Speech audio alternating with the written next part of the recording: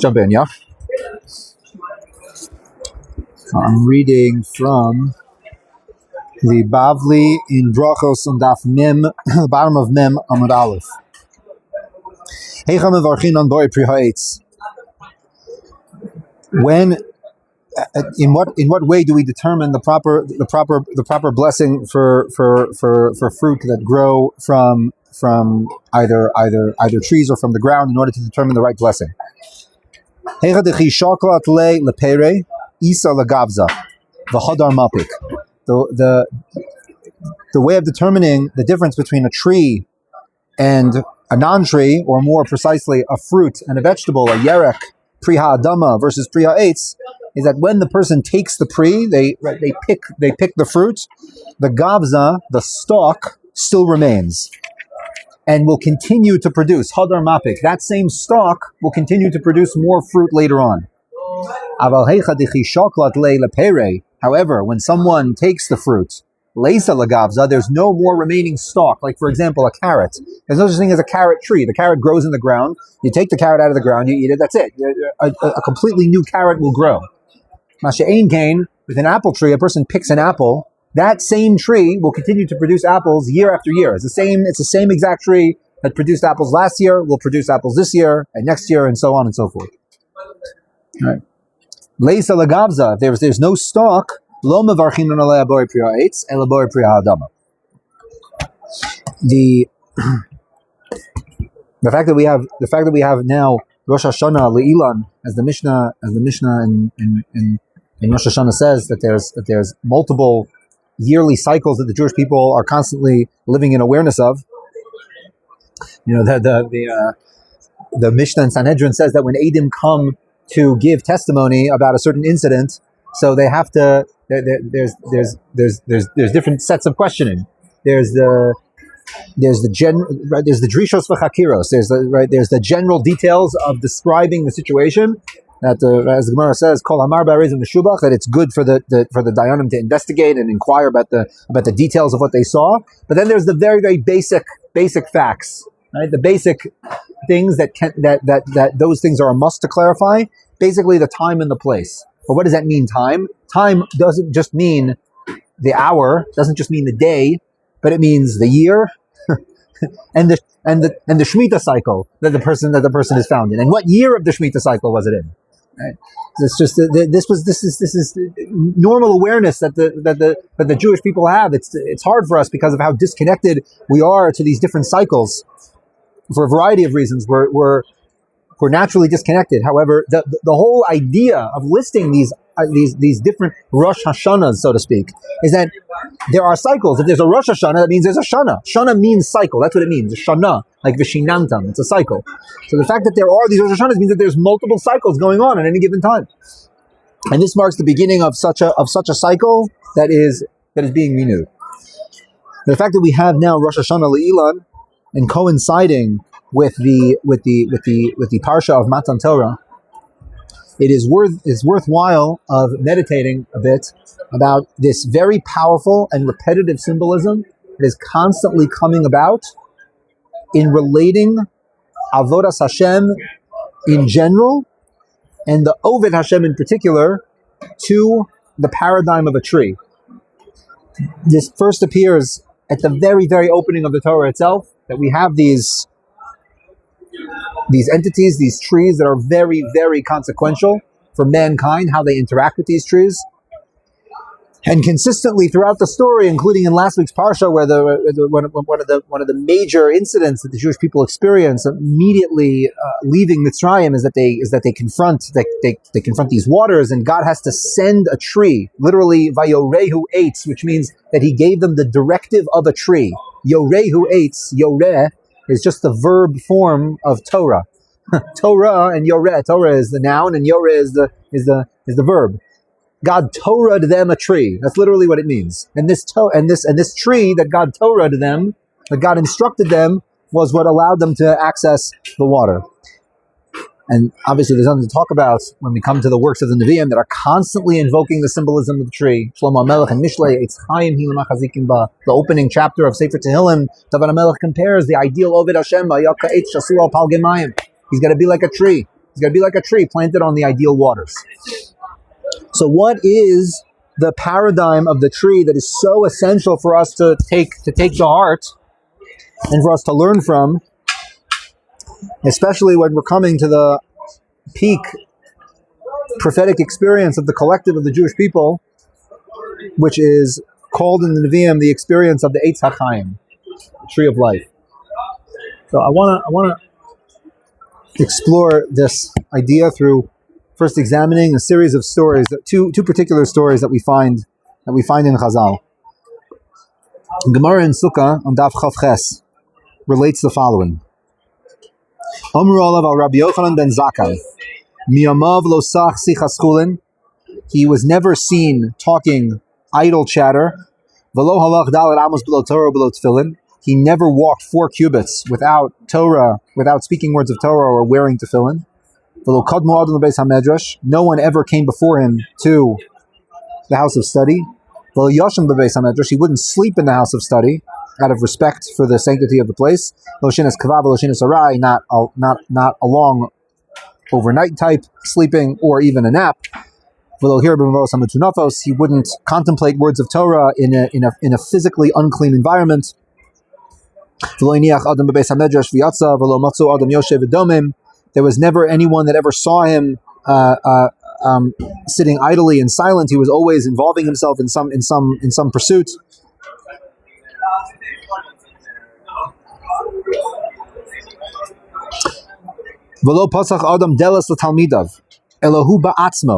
No one ever opened the door for his students. He himself opened the door for his own students. And then finally, V'lo amar davar shelo shama mipi rabo me'olam. He never said anything that he did not hear from his teachers. Excuse me, one last quality. V'lo amar higia eis la'amod beis hamedrash. He never said, okay, it's time to leave now. We're done learning. It's time to leave. He never once said that. Chutz me'arbe pesachim v'arbe yom kippurim. But the 2 exceptions of Erev Pesach and Erev Yom Kippurim, because there it's a mitzvah to remove oneself from their regular schedule and prepare for the day. Nechein haya Rabbi Eliezer talmido noeg achrav. And Rabbi Eliezer, the star pupil of Rabbi Yochanan ben Zakkai, had all of these qualities and all of these practices in the same way that Rabbi Yochanan ben Zakkai had them.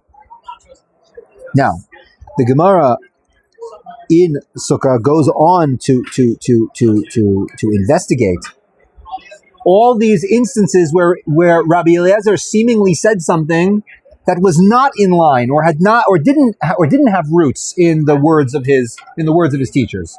And all of these instances, the Gemara says, no, really, there was a source for it.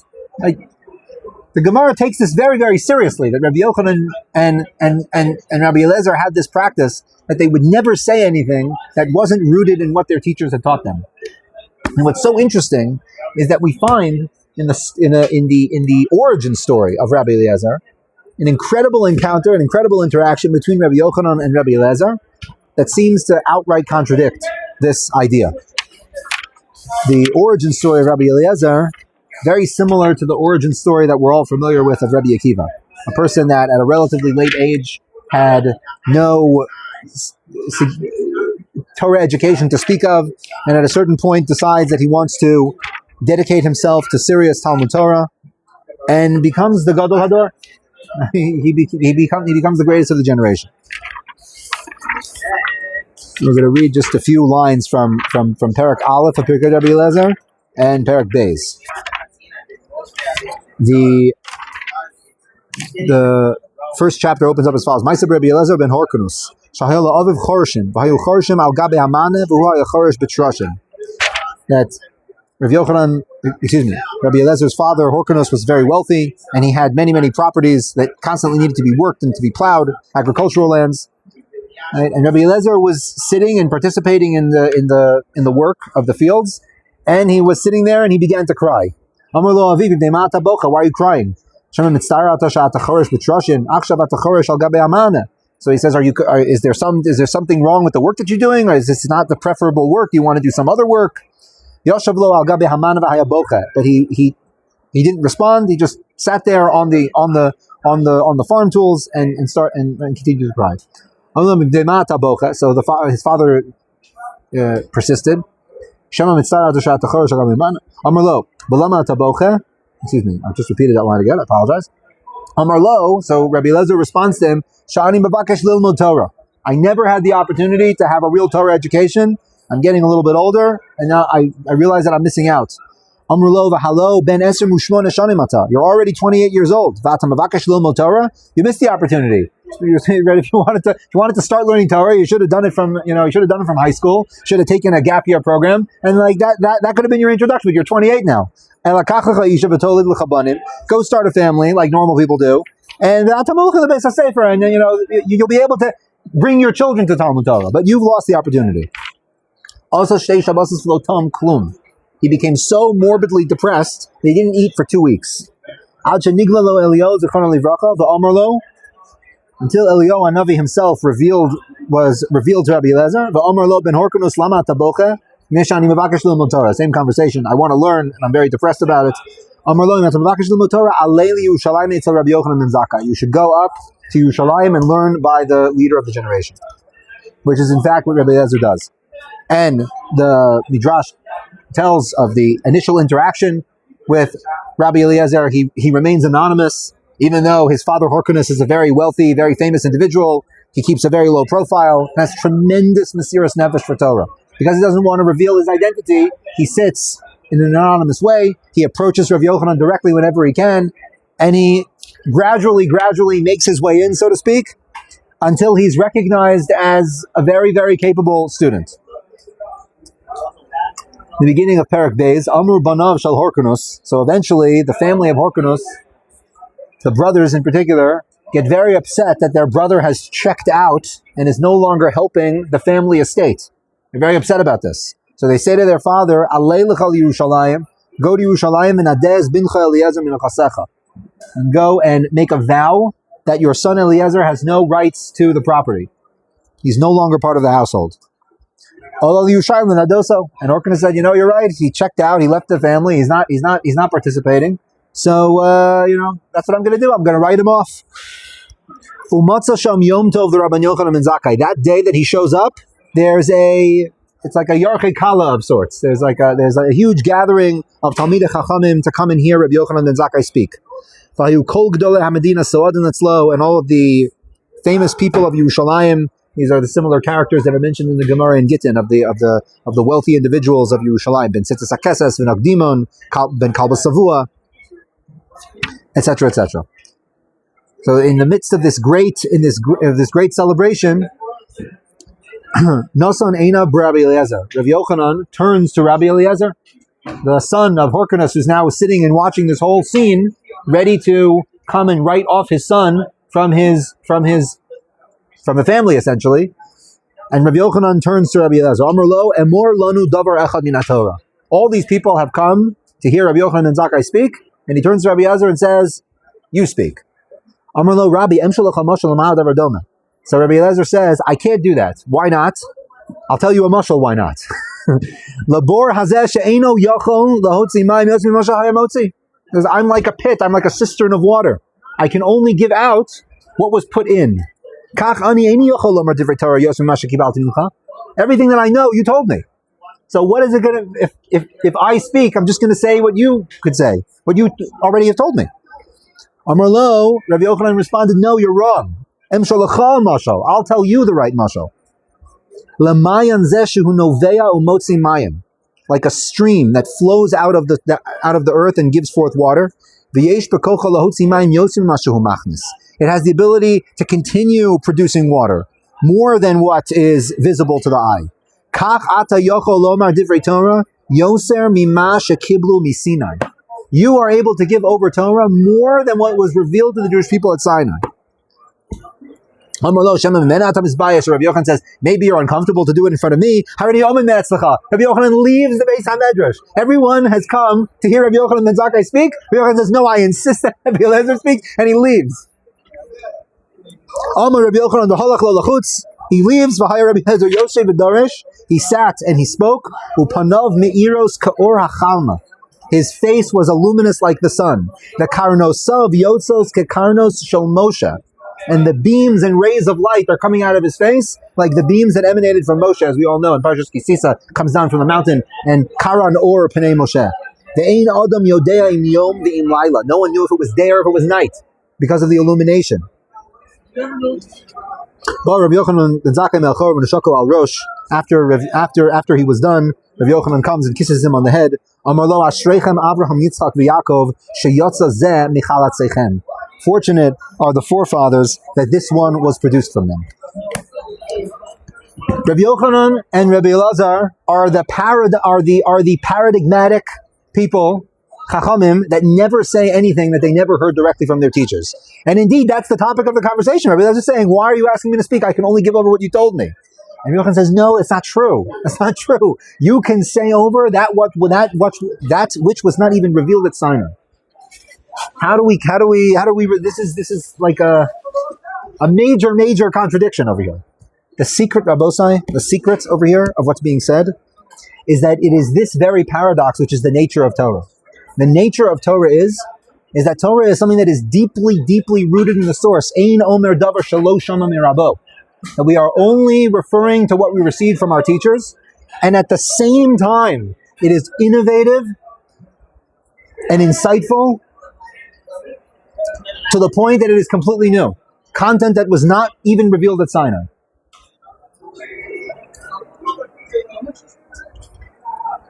You know, there's another very interesting stira in the Gemara that I always like to bring up. It's a unique type of stira. Usually stiros are like, this Gemara says X and that Gemara says Y. But this is a special type of stira. This is a stira, when we say a kal v'chomer, so we say, if I can lift 200, then kal v'chomer, I can lift 100.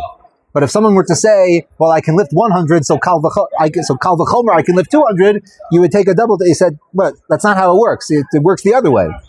That's the wrong way to say a kal v'chomer. That logically doesn't make sense. But what we see from these two Gemaras over here is exactly that. It's an inverted kal v'chomer in two different places in Shas. The first source is the Gemara in Kedushin. The Gemara says,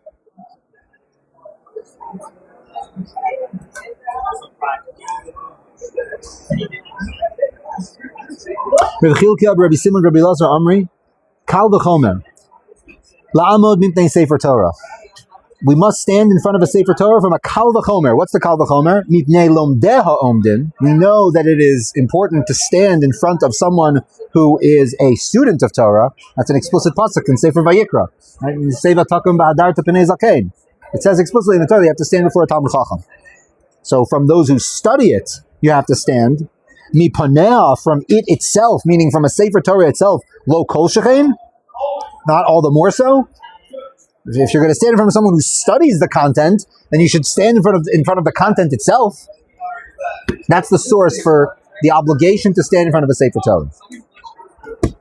Whereas the Gemara in Makos on Daf Chaf Beis, Rava tells us something that seems to be the exact opposite. Gemara in Makos on Daf Chaf Beis is discussing the din that even though the Torah seems to say that the amount, the standard amount of malchus received by someone who intentionally violates one of the prohibitions of the Torah, that number is 40. However, the Chachamim said, for a variety of reasons, there are different interpretations of this that are outside the scope of this conversation, that it's not 40, really it's 39. So it says Rabbi the following.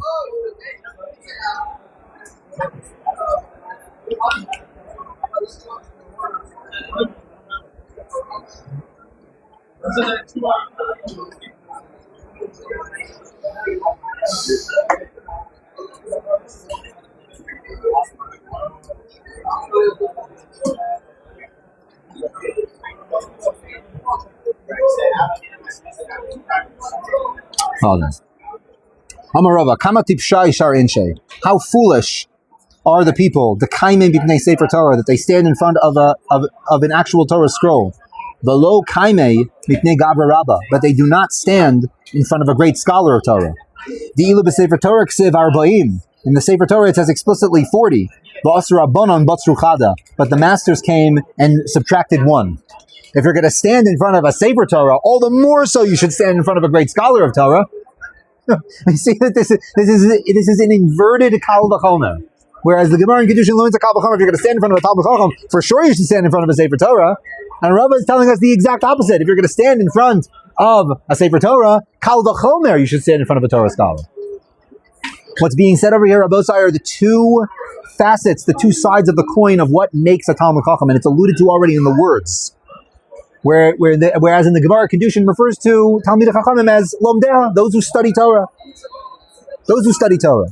Whereas over here, we're talking about a Gavra Rabbah. It's not just Sam Lomdeh, it's Gavra Rabbah. What's the difference between Lomdeh and Gavra Rabbah? It's this Nakuda. A Lomdeh is someone who takes in the content of the Torah.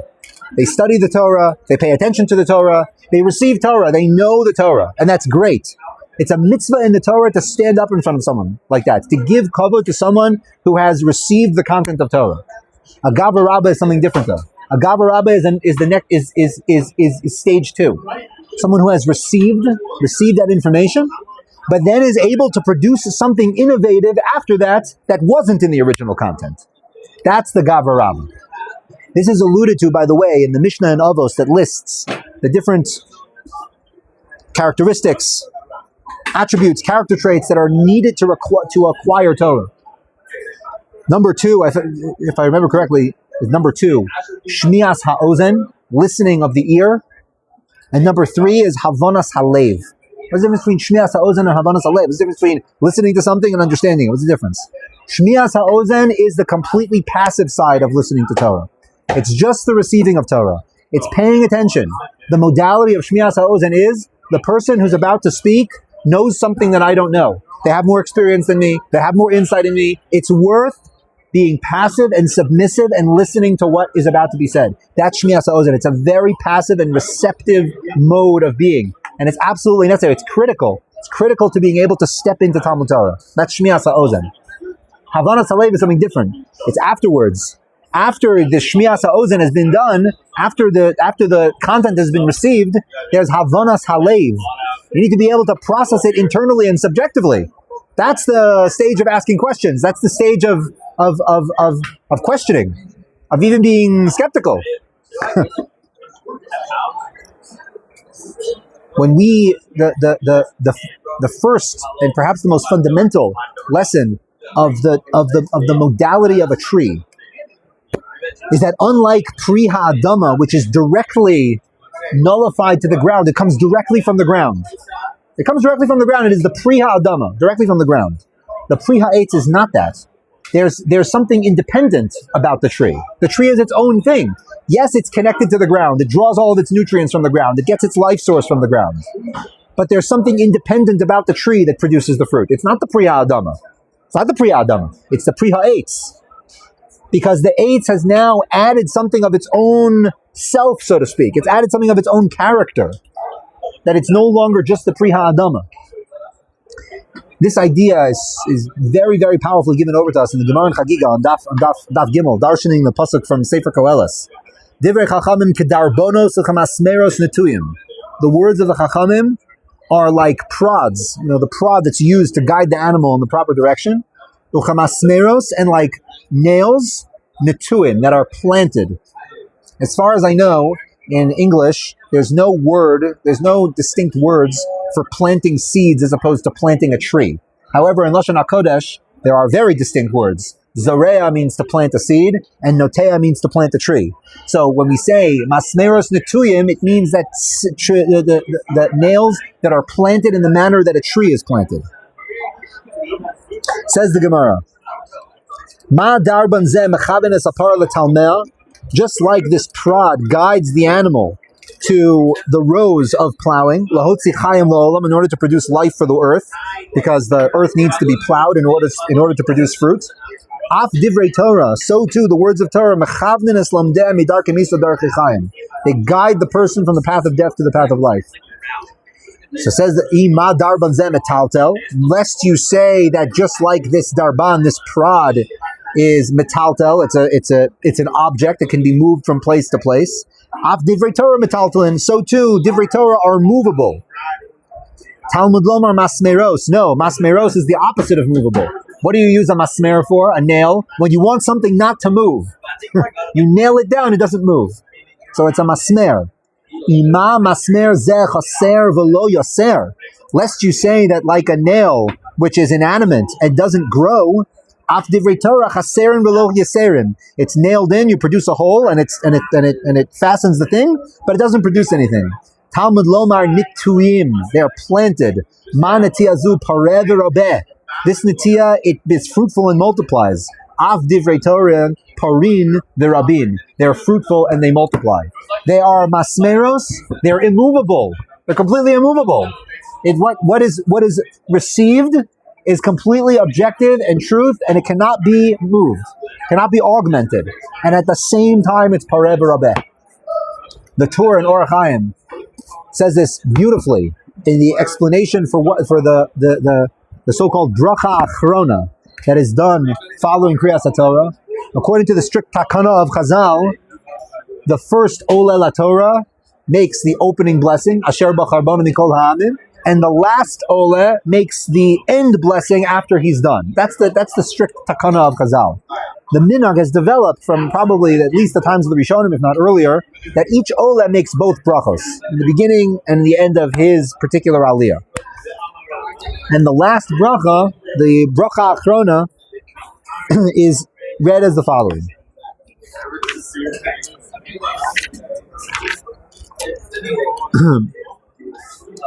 The Chayei Olam Nota B'Sochenu. Asher Nosan Lanu Toras Emes, that you gave us the Torah of truth, and the eternal life, Nota, you planted, again, not stam planting, the planting for a tree. You have tree planted within us. Perush, the explanation for this blessing is the following, says the Torah. Toras Emes, Hi Torah Shebichsav. This is the written Torah. The Chaye Olam Nota B'Sochenu Hi Torah Sheba'al Peh. That is the oral Torah. Dichsid, as it says, where does it say? In the pasuk in Koheles. Divrei Torah kedarbono suchamasneres netuyim. The words of Torah are like nails that have been planted. It is these two components that are embodied in the Torah Shebichsav on the one end and the Torah Sheba'al Peh on the other hand. The Torah Shebichsav embodies the immutability of Torah. It is the Torah's emes. It's truth. It's not moving. It's objectively true and unchangeable. That's one facet of the Torah. That's the Torah's emes. Again, embodied in the Torah Shebichsav. Not limited to the Torah Shebichsav, embodied in the Torah Shebichsav. And then the other component of Torah, the Torah Sheba'al Peh, which is the living, organic, pareh v'rabeh component of Torah. That is the netuyim, masmeros netuyim, the nails that are planted. The objective immovability with the fruitful, organic, dynamic component, all together in one. No Torah's emes v'chaye olam nota b'sochenu. This is the ideal direction and modality in which we are meant to approach Torah. And one is dependent on the other. People have this idealistic, unfortunately, in the current cultural milieu that we live in.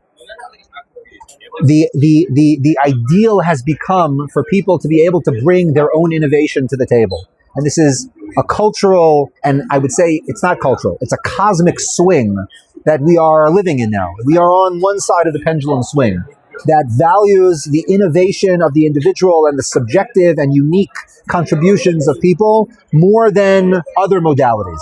There's nothing inherently wrong with that. There's nothing inherently wrong with this.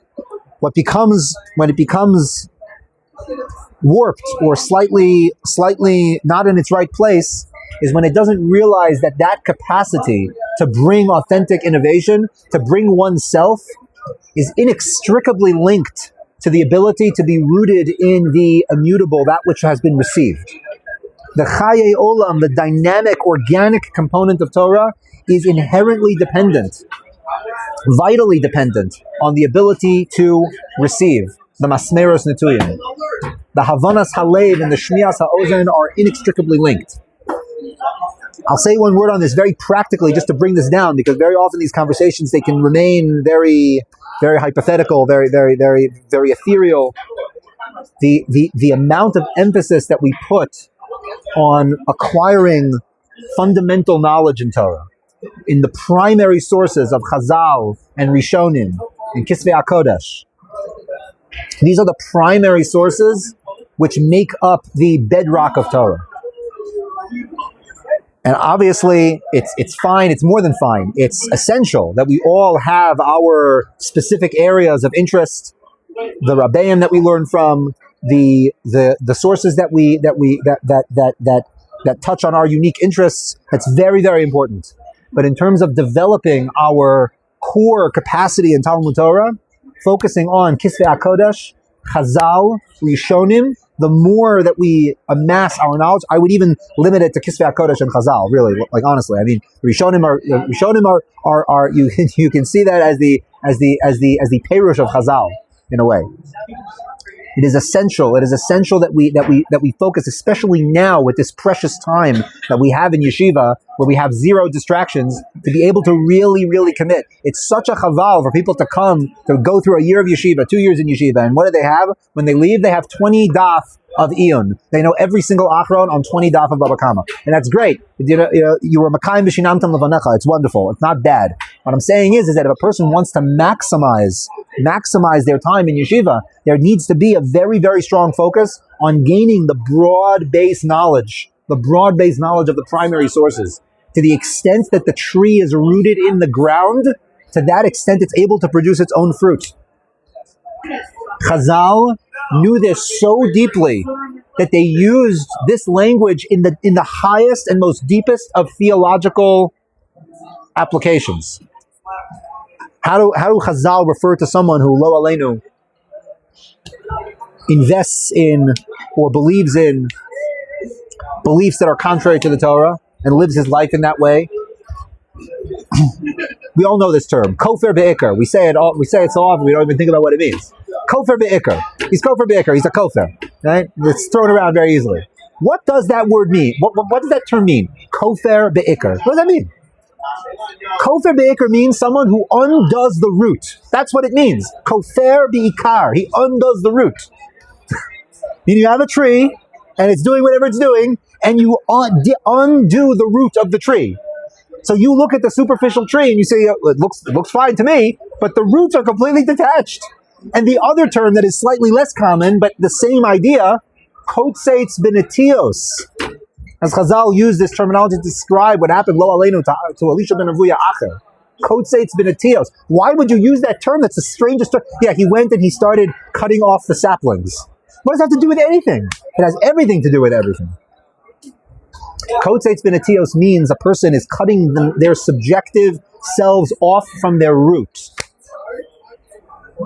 Now, I didn't put this on the list of Makoros, but we'll just say it Balpeh. I promise you it's there. In the Sefer Netzach Yisrael, the Maharal brings from the Sefer Hayasha of Rabbeinu Tam, giving the insight into what the pasuk from Sefer Devarim, Ki ha'adam eitz hasadeh, right, that the man himself, the whole paradigm of a human being is like a tree. Ki ha'adam eitz hasadeh. Says Rabbeinu Tam, yes, a man is exactly like a tree, just with one twist.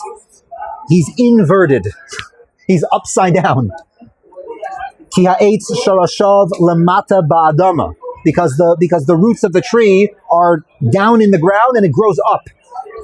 The ha'adam sharashav b'shamayim. And the roots of a man are in the heavens. He's growing down into the world.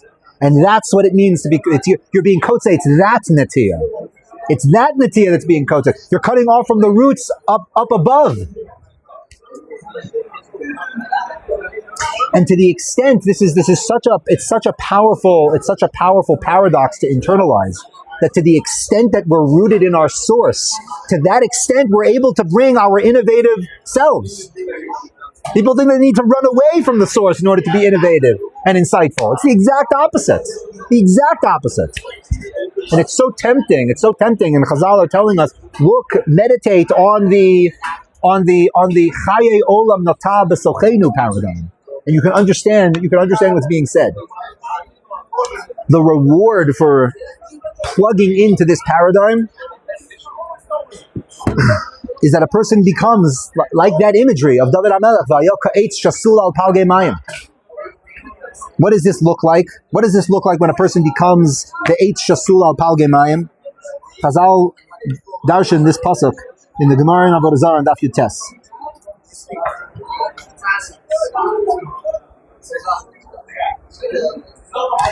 Vayaka eitz shashul al palgemayim asher pira yutein beito. His fruit he will give in its time. Va'aleu lo yubol, and the leaves will not wither.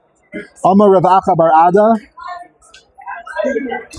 Amar Rav Hamnuna Amar Rav sha'afilu sichas chulin shel talmidei chachamim sricha talmud.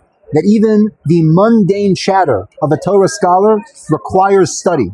Shne'emar va'aleu lo yibol. The fruit of the tree, meaning the fruit of the Talmud Chacham, those are words of Torah. That's the fruit.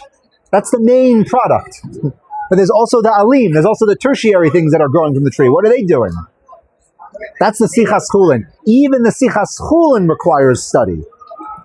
Because we're talking about a person that they're infused, their whole personality is infused with Torah, that even the mundane stuff requires Torah study, requires contemplating. And says Rashi so beautifully, Sichas chulin shel talmidei chachamim kedei lislame ledaber b'lashonam. So the person should know how to speak like a Talmud Chacham. Shehu b'lashon nekiya, clean, pure, the osher, richness, umarpeh, and healing. Beautiful. And for years, it's a nice Rashi, but where does Rashi get this from? Rashi gets this from an explicit Gemara in Ksubos Adaf Kuf Gimel. The Gemara says, Kol Lashonam Shel Chachamim, all of the teachings of the Chachamim, who Osher, Marpeh, Ubracha, is richness and healing. Richness and healing. The Gemara gives an example. The Osher, Ditnan, Hamocher Peros Lechavero, Moshach V'lo Modad. If a person is conducting a sale and he physically pulls the product close to him, V'lo Modad, but he didn't measure it, Kana, he has acquired it. Modad, if he measures it out, V'lo Mashach, but he didn't physically take it, Lo Kana, he hasn't acquired it. V'im Haya Pikeach Socheres Makomel. And if he wants to do it in a smart and efficient way, he should rent the physical location that the produce is on, and that will automatically acquire it. He doesn't have to physically move it, doesn't have to measure it out, he automatically acquires it. That's the Osher. Meaning the Chachamim they're inserting in there, you want to know the halacha, this is the halacha. You need to measure it and pull it, or either pull it and measure it. This is the halacha. However, if you want to do it right, if you want to do it efficiently, this is the way to do it. That's the sichas chulin. It's the sichas chulin component that's added on. It's added on to the peros, just the pure Torah content.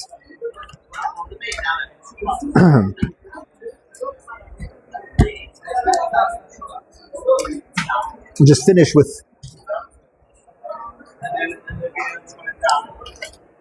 the most famous midrash from the Sifra is, I think, undoubtedly that which is brought by all the Mefarshim, Rashi included, right, on the pasuk in Vayikra Yutes, V'ahavta l'recha kamocha ani Hashem. You should love your fellow like yourself. I am God. Amar Rabbi Akiva, Ze klal gadol b'Torah. This is a great principle in Torah.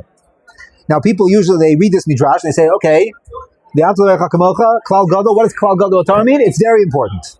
It's very important. Loving your fellow man is really important. And that's not wrong. It's not wrong. But you're missing the point of what that means. Klal Gadol means something very specific. Very, very specific. When the Chachamim use that term, Klal Gadol, it means something very specific. How do we figure out what Klal Gadol means? Because there's a parak in Shas with that name, Klal Gadol. The seventh parak of Masechah Shabbos starts off with Klal Gadol. Klal Gadol Amru b'Shabbos. They said a great principle. What's the great principle? Kol ha'shochech ikar Shabbos. Someone who forgot about Shabbos and he forgot about the prohibition of Shabbos. He forgot that there's such a thing as refraining from work on Shabbos. V'asa malachos harbe b'Shabbosos harbe. He violated many acts of labor on many different Shabbosos. Maybe chatas achas. How many times does this person violate Shabbat? Once. He violated Shabbos once. Because the way that we determine how many times Kavayakov, Chas v'Shalom, again, Chalila, Lo Aleinu, how many times a person violated Shabbat, it's dependent on what he forgot.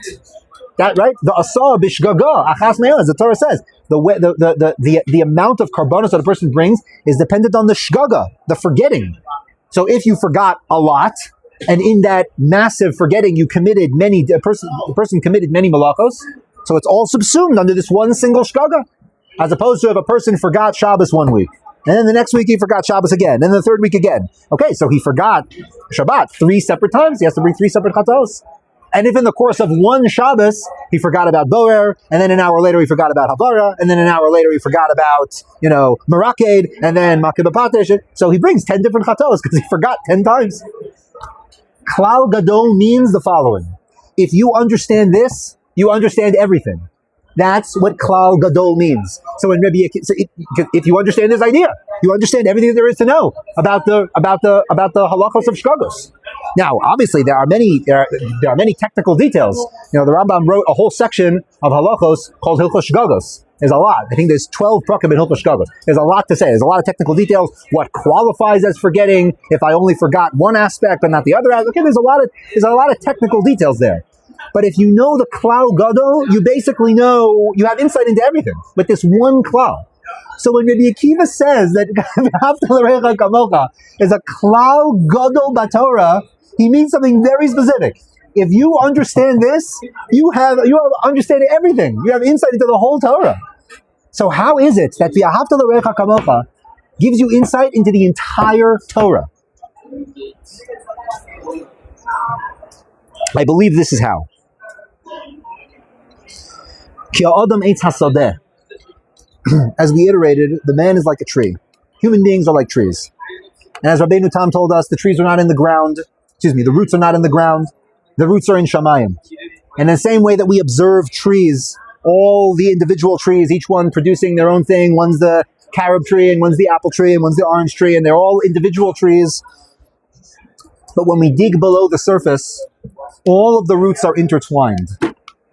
And through the vast mycelium networks that can span for dozens and dozens of miles, the trees are literally communicating with each other. If anyone has any interest in this topic, by the way, the book, a fascinating book, The Secret Life of Trees, which is a compendium of all the scientific research on this. It's called the root system network of a tree that's miles away, sending chemical messages through the roots that, listen, there's a forest fire going on over here, watch out. And the trees miles and miles away will start excreting sap onto their trees onto their bark rather, in order to make them less susceptible to a fire. It's unbelievable. Unbelievable. Whereas the Adam appears on the surface as an independent, fragmented, disconnected entity, in Shamayim, where the roots are, they're all interconnected. And that's the Klal Gadol Batorah. If you know that, you know everything. You know everything about the paradox of the oneness becoming multiplicity and folding back into oneness again. If you understand that, you know the whole Torah. Which is why the ger who comes to Shammai and says to him, listen, teach me the whole Torah, I'm standing on one foot. And he pushes him over. D'cho ba'amas habinyan shebiyado. That's a huge, huge secret. What's going on there? What does that mean? D'cho ba'amas habinyan shebiyado. If you tap someone who's standing on one foot, if you prod him, what happens? What happens? They fall over. Shammai was telling him, you want to know the whole Torah on one foot?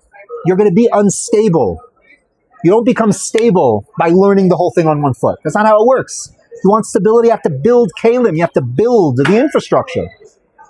Right? He literally caught him on a building site. It was, it's so it's so archetypically appropriate. Shammai is sitting there on his construction site. He has the Amas Abinyan. That was his profession. He was an architect. Now he was an engineer. He has the Amas Abinyan, and he pokes him. He says, you see, if I built that building on one foot, on one pillar, it would be unstable. You're standing on one foot. If I tap you, you're going to fall. You're going to fall over. And then he goes to Hillel. And Hillel tells him, Ma dasani Allah lechabrach lo taved. What you don't like, don't do to your friend. Zielu gemor. Now go and learn. Because that's the Klal Gadol. Now I gave you insight into everything. Now that I gave you insight into everything, now you can go and learn the details. And that's the dialogue, so to speak, between Beis Shammai and Beis Hillel. The need to build the infrastructure that will make you stable. But at the same time, there's also a Klal Gadol that you can know everything in a moment. If you really think about it, you know everything. The nature of the Bria is a massive, massive unity that branches into multiplicity, that yearns to know and be aware of its unity and interconnection. We'll just end off with a pasuk from Sefer Yechezkel. After the prakim that discuss the description of how the third Beis Hamikdash will appear physically, the structure, the blueprints of the third Beis Hamikdash, we should merit to see it speedily in our days. We learn now about the periphery of the Beis Hamikdash, what's going to be in the concentric circles outside the Beis Hamikdash. Vayamod elef nachal asher lo uchal la'avor ki go hamayim meishachu nachal asher lo ya'aver. Part of the structure of the third Beis Hamikdash, and people that make accurate diagrams of Yechezkel's third Beis Hamikdash, they depict this. Part of the structure was a nachal, a river, a small stream that comes out of the Kodesh HaKadoshim and runs through the entire Chatzer out of the Mikdash. That's part of the structure. And this stream continues to flow, and the further that it gets from the Mikdash, the more it flows, the stronger the flow, which is, it's the opposite of normal water. The closer you are to the source, the stronger it is. But the further you get away, the more intense the water becomes. Any creature that will flow through these waters, will live and be revivified. And they will heal everything. On